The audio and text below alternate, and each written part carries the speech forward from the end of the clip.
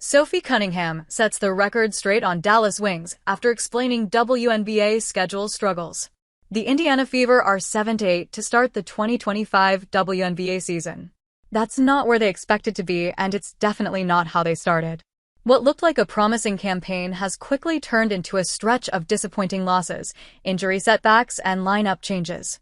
And now, they'll have to move forward without one of their biggest off-season additions, DeWanna Bonner.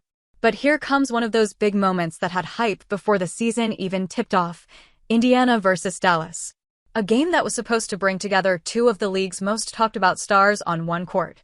Before that, though, Indiana ran into more trouble against the Los Angeles Sparks.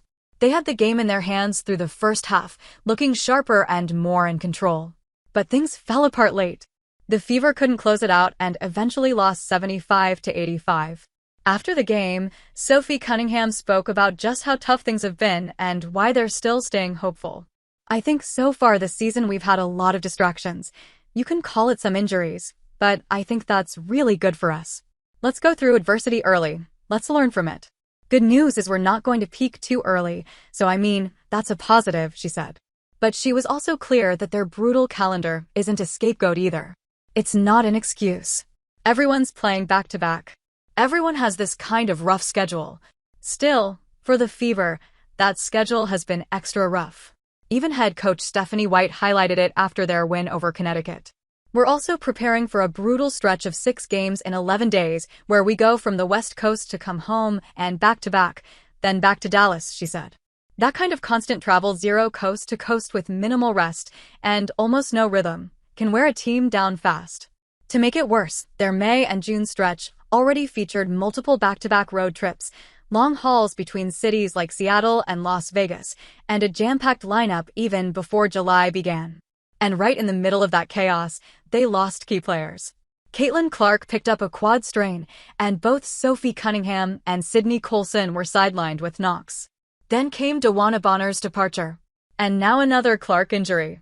But despite all this, the Fever aren't backing down. Cunningham made it clear, "For us, we get another opportunity tomorrow and we got to capitalize on it. Dallas is a team that's hungry for a win, and we talk about this. We are circled on everybody's schedule. No one likes us, right? So everyone in our locker room, that's the only type of people that we have that we can lean on.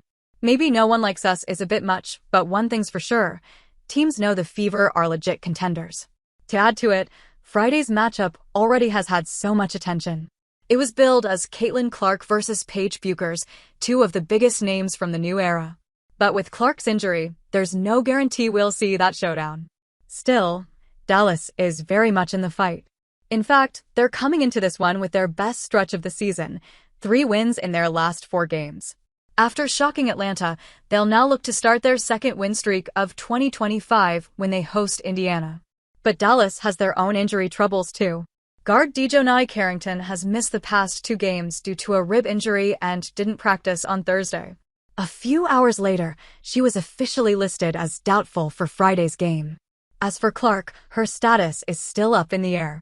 There's no confirmation yet on whether she'll be on the court.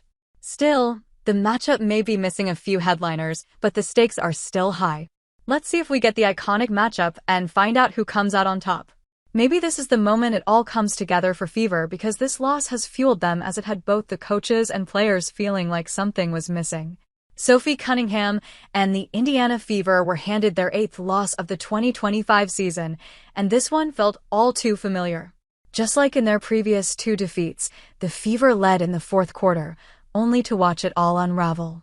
That makes it 3 straight second-half collapses after holding double-digit leads. And Cunningham has had enough.